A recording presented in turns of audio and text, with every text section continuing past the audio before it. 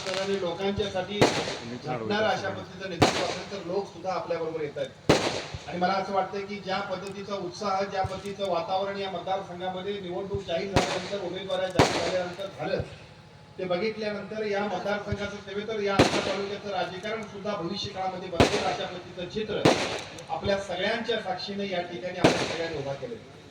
सन्मान्य विष्णुपत केसरकर साहेब यांचं या तालुक्यातल्या राजकारण समाजकारणामध्ये असणारं स्थान, मग आजरा कारखाना असेल, पंचायत समितीचे सभापती असेल, सर्वसामान्य कार्यकर्त्यांबरोबर असणारी त्यांची सेवा असेल, या माध्यमातून त्यांनी केलेलं समाजकार्य आणि त्या समाजकार्याच्या माध्यमातून या पद्धतीने त्यांनी समाजाबरोबर नाळ जोडलेली, समाजाबरोबर जोडलेली नाळ बघितल्यानंतर या मतदारसंघामध्ये ज्या पद्धतीने ते उभा राहिले आणि लोकांचा उत्स्फूर्त पाठिंबा त्यांच्याबरोबर येतोय ते बघितल्यानंतर निश्चितपणानं लोकांचा कल कुठं आहे, या निवडणुकीचं चित्र काय आहे आणि उद्याच्या 7 तारखेला काय होणार आहे हे सगळ्याच्या सगळं लोकांना आणि त्याचबरोबर सर्व या परिसरातल्या सर्व जाणकारांना कळालं.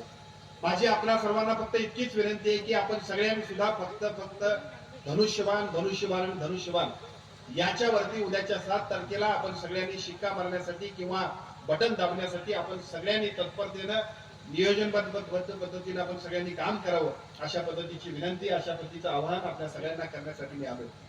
खरं तर या मतदारसंघाचं ज्या पद्धतीनं एकूण नियोजन झालं, मतदारसंघाची पुनर्रचना झाली आणि बघता बघता एक आजऱ्याचा नगरपंचायत झाल्यामुळं 3 जिल्हा परिषद मतदारसंघाचे 2 जिल्हा परिषद मतदारसंघ झाले आणि मग साहजिकच आजरा तालुक्यातल्या एकूण राजकारणामध्ये सुद्धा बदलती समीकरणं बघितल्यानंतर या 3 जिल्हा परिषदचे 2 मतदारसंघ झाले. त्याच्यामध्ये आमच्या मतदारसंघातली साधारणतः 20 ते 22,000 मतं इथं आली आणि पलीकडच्या कोळिंद्रे मतदारसंघातील 20 ते 22,000 मतं इथं आली. या पद्धतीने या मतदारसंघाची पुनर्रचना झाल्यानंतर निश्चितपणाने दोन्हीकडे चालणारा, सगळ्यांना आवश्यक असणारा आणि उद्याच्या भविष्य काळामध्ये सुद्धा या मतदारसंघाला न्याय देईल अशा पद्धतीचा उमेदवार निवडणे हे अतिशय महत्वाचं होतं. या जिल्ह्याचा पालकमंत्री म्हणून गेल्या वर्षभरामध्ये माझ्यावरती शिवसेनेच्या सर्व आमच्या नेतृत्वाने विश्वास ठेवला आणि साहजिकच एका बाजूला पक्ष, दुसऱ्या बाजूला या जिल्ह्याचं राजकारण, या सगळ्यांच्या माध्यमातून आपल्या सगळ्यांना बरोबर घेऊन जास्तीत जास्त समन्वयाने काम करायचं अशा पद्धतीची भूमिका घेऊन मी काम करायला लागलो. आपण सगळ्यांनी बघितलं असेल, नगरपंचायतीच्या निवडणुका झाल्या. नगरपंचायतीच्या निवडणुकांमध्ये सुद्धा जास्तीत जास्त शिवसेना, भारतीय जनता पक्ष आणि राष्ट्रवादी काँग्रेस पक्षाच्या समन्वयाने आम्ही सगळ्यांनी काम करावं. जिथं जिथं शक्य होईल तिथं समन्वय करावा आणि अगदीच अडचण असेल तर आपल्या आपल्या स्तरावरती सुद्धा निर्णय घ्यावेत. असे जिल्हा स्तरावरती आणि राज्य स्तरावरती सुद्धा आम्हाला सगळ्यांचे निर्णय झाले. त्या पद्धतीनं नगरपंचायतीच्या निवडणुकांमध्ये आम्ही समन्वयानं आणि जिथं शक्य असेल तिथं आपल्या आपल्या ताकदीवरती सुद्धा काम करायचा निर्णय घेतला. या जिल्ह्यामध्ये अतिशय चांगल्या पद्धतीने महायुतीला त्या सगळ्या निवडणुकांमध्ये यश मिळालं. त्याच्या पाठोपाठ आपल्या सगळ्यांच्या समोर महानगरपालिकांच्या निवडणुका झाल्या. या महानगरपालिकांच्या निवडणुकांमध्ये कोल्हापूर आणि इचलकरंजीमध्ये सुद्धा शिवसेना, भारतीय जनता पक्ष आणि शक्य असेल तिथं राष्ट्रवादी काँग्रेस पक्षाला सुद्धा आम्ही सगळ्यांनी सोबत घेतलं आणि दोन्ही निवडणुकांमध्ये भगवा फडकण्यामध्ये आम्ही यशस्वी झालो. दोन्ही निवडणुकांमध्ये, दोन्ही महानगरपालिकांमध्ये भगवा फडकण्यामध्ये आम्ही सगळेजण यशस्वी झालो. आता त्यानंतर आलेले या जिल्हा परिषदच्या मतदारसंघामध्ये, या जिल्हा परिषदच्या निवडणुकीमध्ये सुद्धा जास्तीत जास्त समन्वय करावा अशा आमच्या सगळ्यांचे प्रयत्न होते. परंतु समन्वय करणं आणि त्याचबरोबर स्थानिक परिस्थितीनुसार निर्णय घेणे या दोन्ही गोष्टी तिन्ही पक्षाच्या सर्वच प्रमुख नेत्यांनी समजून घेतल्या आणि मग एका निर्णायक परिस्थितीमध्ये आमच्या मतदारसंघातली एवढी मतं, आमच्या या एकूण आजरा तालुक्यामध्ये शिवसेनेचा असणारा प्रभाव, मुंबईकर शिवसैनिक असतील, स्वर्गीय हिंदुहृदय सम्राट बाळासाहेब ठाकरेंच्या विचारांना प्रेरित झालेले शिवसैनिक असतील, ते सर्वाधिक कुठं असतील तर ते फक्त आणि फक्त चंदगड आणि आजऱ्यामध्ये असल्यामुळं इथं शिवसेनेची भूमिका निर्णायक आहे. त्यामुळे साहजिकच इथं ही निवडणूक लढवली पाहिजे अशा पद्धतीचा कार्यकर्त्यांचा सूर आला. कार्यकर्त्यांचा सूर, सगळ्या लोकांचा समन्वय, इथं उपस्थित असणाऱ्या अभिषेक शिल्पी साहेबांचा आणि त्याच्यापेक्षा सुद्धा त्यांच्या वडिलांचं आदरणीय जयवंतरावजी शिल्पी साहेबांचं मी मनापासून अभिनंदन करेन. त्यांनी सुद्धा ठोस भूमिका घेतली. ताकदीनं आणि शक्तीनं दोन्ही जिल्हा परिषद मतदारसंघामध्ये शिवसेनेने घेतलेल्या भूमिकेबरोबर ठामपणाने राहण्याचा निर्णय घेतला. एका बाजूला विष्णुपंत केसरकर साहेब आणि तिकडच्या बाजूला सन्मान्य विठ्ठल उत्तुरकरांच्या सारखा एक चांगला नवोदित कार्यकर्ता, या दोन्ही कार्यकर्त्यांच्या पाठीमागे या तिन्ही बुजुर्ग नेत्यांनी आपली शक्ती पणाला लावली. रमेशराव रेडेकर साहेबांनी सुद्धा आमच्या सगळ्यांच्या समवेत यायचा निर्णय घेतला आणि बघता बघता आजरा तालुक्याच्या राजकारणामध्ये एक नवीन राजकीय समीकरण आणि भविष्य काळातलं राजकारण उदयास आलं. माझी आपल्या सर्वांच्या साक्षीला विनंती आहे, सर्व मतदारांना, की हे राजकारण केवळ याच निवडणुकीपुरतं नाही, भविष्य काळामध्ये सुद्धा आपल्या अशाच पद्धतीने संघटित काम करायचं असेल तर या निवडणुकीमध्ये ही निवडणूक यशस्वी करण्यासाठी या जिल्हा परिषद मतदारसंघामध्ये विष्णुपंत केसरकर साहेब असतील, आमचे तरुण सहकारी सन्मान्य फडके असतील किंवा आमच्या भगिनी सन्मान्य देसाई असतील, या तिघांच्या पाठीमागे आपण सगळ्यांनी भरभरून आशीर्वाद द्यावे, ताकद द्यावी, शक्ती द्यावी. तुम्ही सगळ्यांनी ताकद आणि शक्ती दिल्यानंतर जिल्हा परिषद आणि पंचायत समितीच्या माध्यमातून छोट्या मोठ्या प्रत्येक गोष्टींसाठी जिथे जिथे आवश्यकता असेल त्या सगळ्या आवश्यकतेसाठी तिघही माणसं अतिशय चांगल्या पद्धतीने काम करतील. केसरकर साहेब पंचायत समितीचे सभापती होते. आज सुद्धा त्यांच्याकडे असणारा सामान्य माणसाचा जो टच आहे ही त्यांचं भांडवल आहे.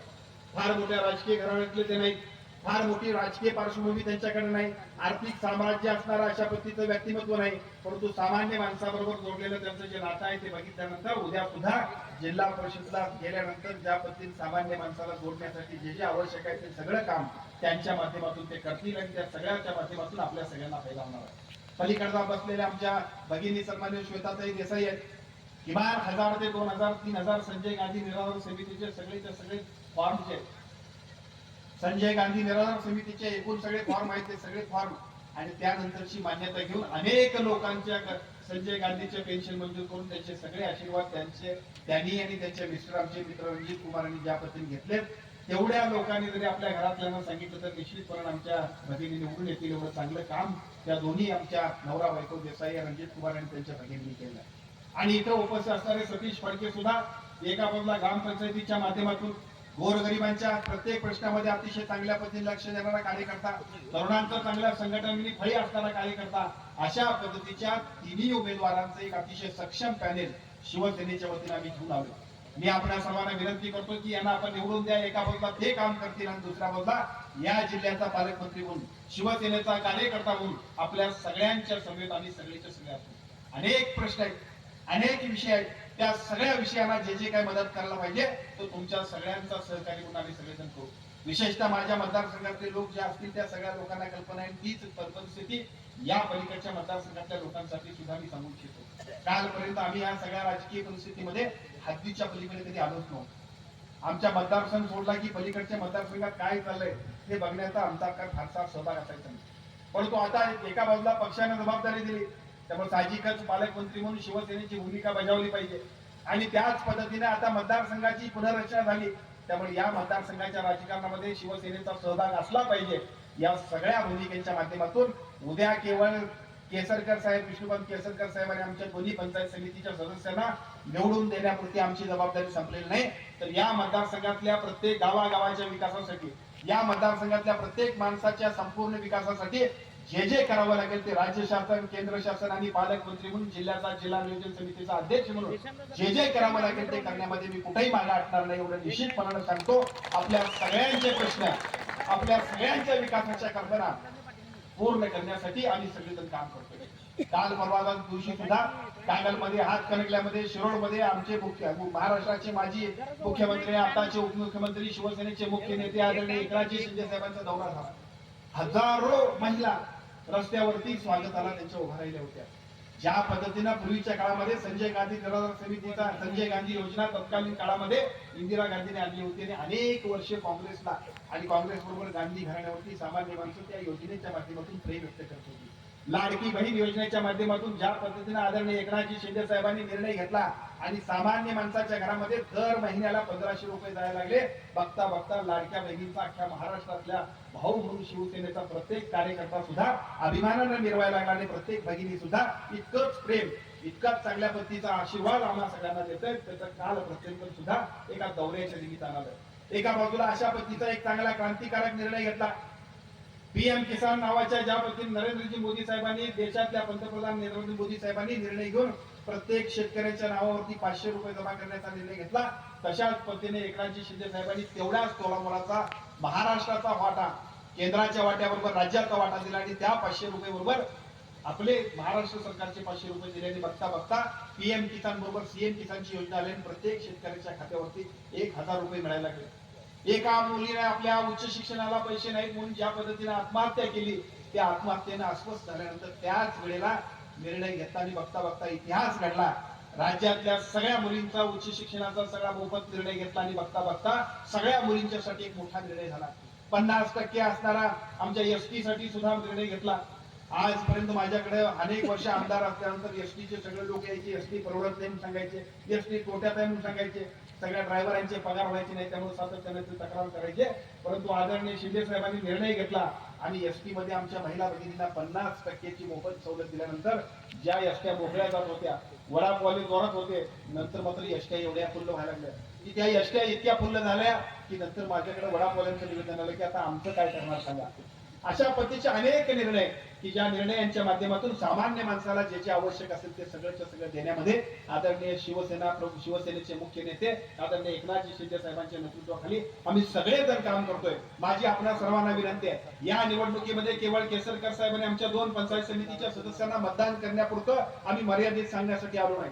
उद्याच्या सगळ्या या मतदारसंघातल्या ज्या ज्या विकासाच्या कल्पना असतील त्या सगळ्यांसाठी, मग ते रस्त्याचे प्रश्न असतील, पाण्याचे प्रश्न असतील, आरोग्याचे प्रश्न असतील, रोजगाराचा प्रश्न असेल, पर्यटनाच्या संधी असतील, गावागावातल्या छोट्या मोठ्या प्रत्येक सुखदुःखामध्ये सुद्धा तुमच्यातलाच एक कुटुंबातला कार्यकर्ता म्हणून आमचा प्रत्येक शिवसैनिक तुमच्या सोबत असेल अशा पद्धतीचा विश्वास देण्यासाठी मी तुमच्या समोर आलोय. माझी आपल्या सर्वांना विनंती आहे की आमचे उमेदवार हे शिवसेनेचे उमेदवार आहेत, त्यांचं कर्तृत्व तर आहे पण त्यांच्या पाठीमागे शिवसेनेचं एक खूप मोठं विश्वासाचं, एक चांगल्या पद्धतीचं, ताकदीचं आणि आदरणीय एकनाथजी शिंदे साहेबांची महाराष्ट्रभर असणारी जी काही ख्याती आहे त्या ख्यातीप्रमाणे काम करण्याचा संकल्प करणाऱ्या अशा पद्धतीचं नेतृत्व म्हणून जी काही भूमिका घेणारे सगळे लोक आहेत त्या सगळ्यांच्या पाठीमागे आपण सगळ्यांनी राहावं अशा पद्धतीची विनंती करतो.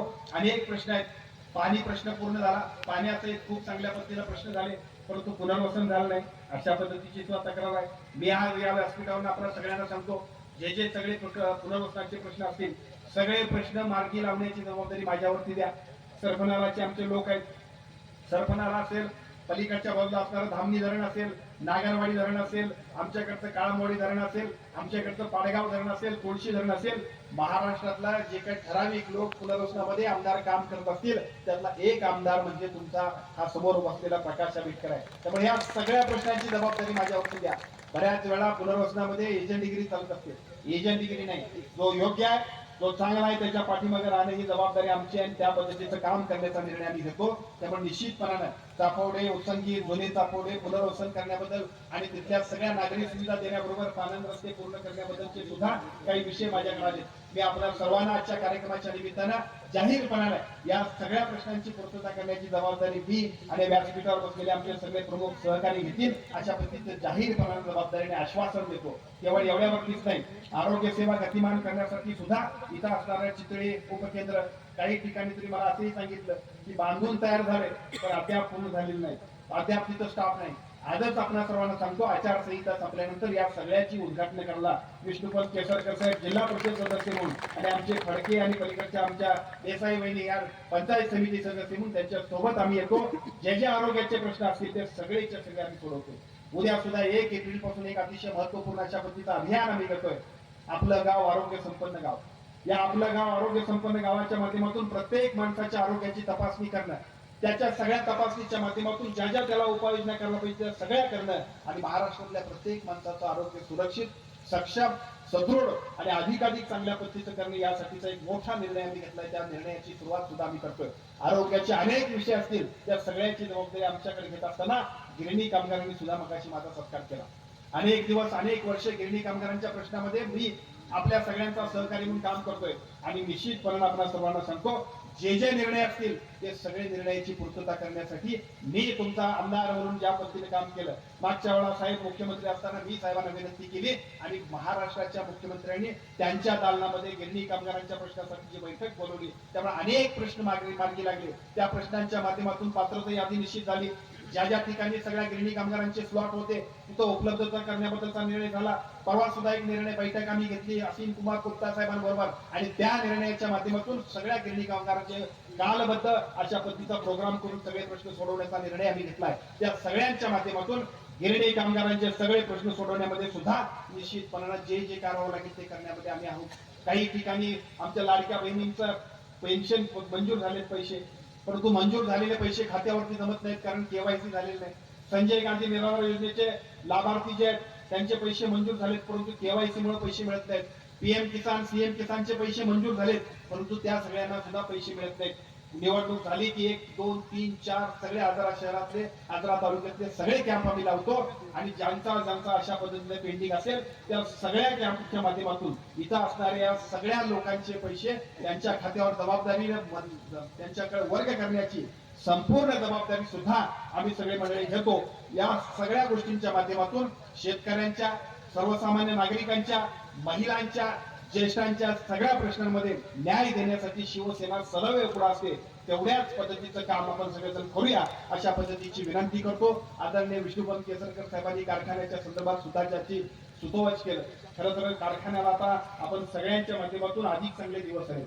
फक्त अधिक चांगले दिवस आले तरी नियोजन मात्र चांगल्या पद्धतीने करणं अपेक्षित आहे. उचंगी झाला, सरपणाला झाला, पलीकडच्या बाजूला आंबेवळ झालं आणि या तिन्ही धरणांच्या माध्यमातून 1 लाख 2 लाख 2.5 लाखापर्यंतचा ऊसाचं क्षेत्र वाढेल आणि भविष्य काळामध्ये ज्या कारखान्यासाठी आपण सगळेजण ऊस मिळत नाही म्हणत होतो तो ऊस आता मिळणार आहे. पण ऊस मिळणार असला तरी सुद्धा आर्थिक व्यवस्थापन सुद्धा तेवढंच महत्वाचं आहे. त्यासाठी सुद्धा केसरकर साहेब आपण असाल, शिंदे आमचे शिंपी साहेब असतील, या तालुक्यातले सगळ्या राजकीय प्रमुख नेते कार्यकर्ते यांच्या सहकार्यानं भविष्य काळामध्ये या कारखान्याच्या आर्थिक व्यवस्थापनाचं सुद्धा नियोजन केलं पाहिजे. आपण व्यक्त केलेली चिंता आणि या तालुक्यासाठी आवश्यक असणाऱ्या कारखान्याचं कामकाज हे सगळं सुरळीतपणे चालू देण्यासाठी सुद्धा राज्य शासनाच्या वतीने जे जे सहकार्य करायला पाहिजे ते सगळे करण्याची जबाबदारी आणि तुम्हाला सगळ्यांच्या सहकार्याने या तालुक्यातला शेतकरी समृद्ध झाला पाहिजे, त्याच्या ऊसाला अधिकाधिक चांगल्या पद्धतीचा भाव मिळाला पाहिजे, या सगळ्या गोष्टी करण्यासाठी सुद्धा आपण सगळेजण पुढे जाऊया.